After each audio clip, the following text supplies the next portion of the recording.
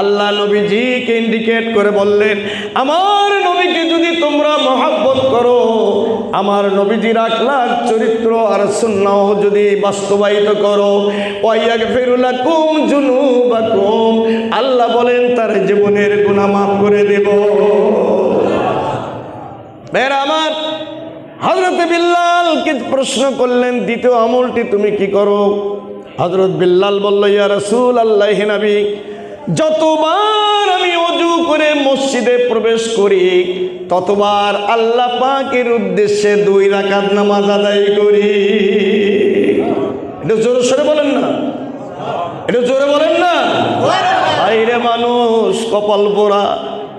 সুবহানাল্লাহর মধ্যে 8টি অক্ষর, আলহামদুলিল্লাহর মধ্যে 8টি অক্ষর, আল্লাহু আকবারের মধ্যে 8টি অক্ষর। এবার জোরে বলেন, আল্লাহর জান্নাত কয়টি?